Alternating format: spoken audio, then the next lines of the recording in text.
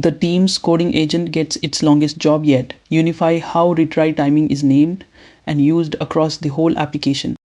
It's a day of work across dozens of files, and the first real decision lands within the hour: one name for the timing value everywhere.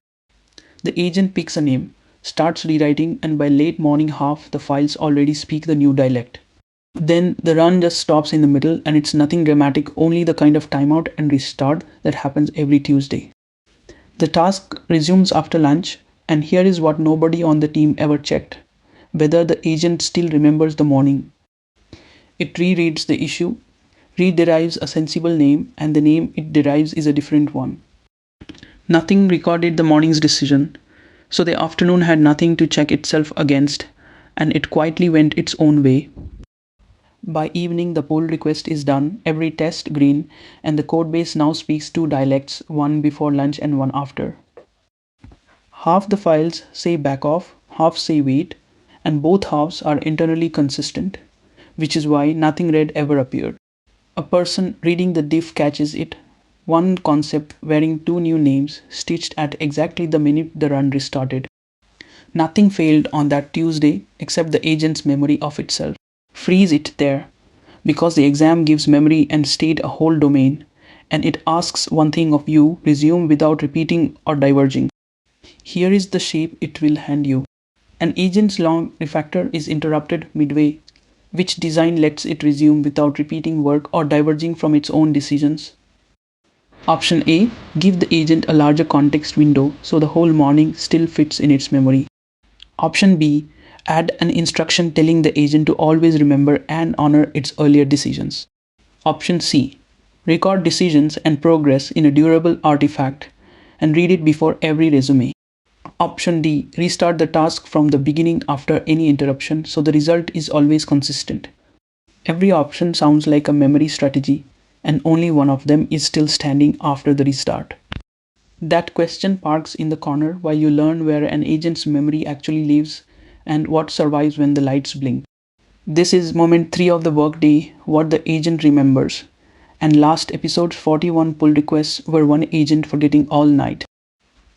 First, we'll find the shelves memory sits on, then the notebook that survives a wipe, and last the drift you catch before it ships. Same agent, same repository, and this time the enemy is lunch.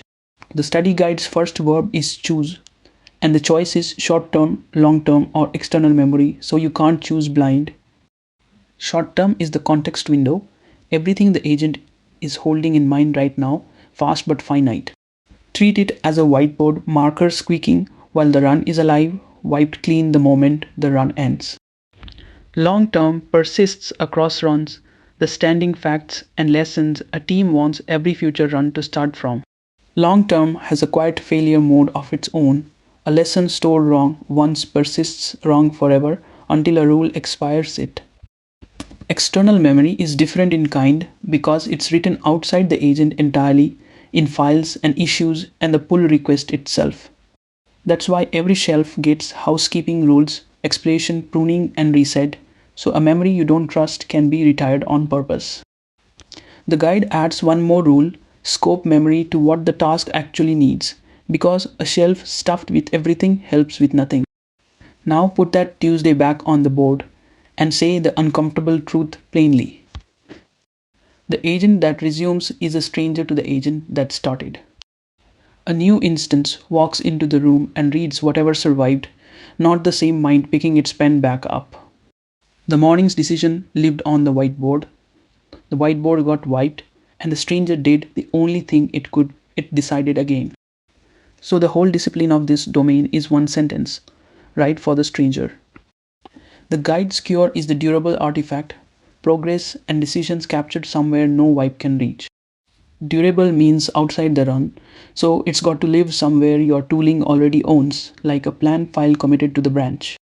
Write down what was decided, what's done, and what's next, because those are the 3 things a stranger can't guess. Decisions matter most because repeating a step wastes an hour, but diverging from a decision poisons the diff. Then put the resume in a fixed order because the stranger doesn't touch the code until it's read the notebook. Read first turns the interruption into a page break instead of a memory wipe, so the afternoon inherits the morning. And because the notebook lives in standard tooling, the same page that saves the agent is inspectable by every person on the team. It travels too, and the guide calls that continuity across tools and environments. So the same recorded state greets tomorrow's agent. Hold that continuity idea for episode 10, because a notebook one agent can read is a notebook three agents can share. Drift has a precise meaning here. Work diverging from the decisions on record, and the guide asks you to detect it and correct it. Detecting drift is just a comparison, so hold today's work against the notebook and treat any disagreement as a stop sign, not a style choice. That Tuesday becomes detectable the minute the decision is written down, because the afternoon's rename disagrees with a line the stranger can read. Drift travels with two cousins, stale context and conflicting context. Stale context is yesterday's truth carried forward, and the cure is expiration and pruning memory that ages out instead of quietly lying. Conflicting context means two sources disagree about right now, so you name one of them the source of truth and demote the rest to history. A notebook nobody prunes becomes the next incident, so give its lines the same housekeeping and expire the decisions that no longer hold. The parked question back at full size, and you know where memory lives now. Name the moment first. An interruption mid task puts you in what the agent remembers, so the risk is the stranger deciding twice. Option A, the larger context window buys a bigger whiteboard, and a bigger whiteboard still gets wiped. Buying more room is the easiest fix on the list, which is exactly what makes it the tempting answer on an exam page.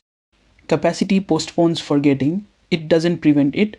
The shelf is still short term no matter how wide you build it. Option B, the instruction is a sentence asking the agent to remember, and a request leaves nothing behind for the stranger to read. Episode 1's rule was a prompt is not a permission, and its cousin runs this domain, and instruction is not storage. Option D, restart from scratch, is honest and expensive because you are redoing a whole day of work for every lunch break. Episode 1's second rule was size the gate to the risk, and a full day of rework to cover a lunch break is wildly out of proportion, which leaves option C, the notebook, decisions and progress in a durable artifact, and a resume that reads it before touching any code. The stranger walks in, reads what was decided, and the afternoon continues the morning instead of competing with it. Every scenario stem in this domain asks the same thing underneath: what survives the wipe, and who reads it on the way back in. Nothing to memorize, one whiteboard, one notebook, and a stranger you can choose to brief. Here is what you carry out of moment 3. Short term is a whiteboard, long term persists across runs, and external memory lives outside the agent where no wipe can reach it.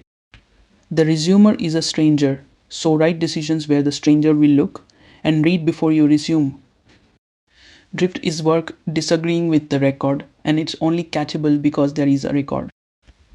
Next episode, the reckoning begins: how you know the agent's work is any good at all, success criteria, and the signals that measure them.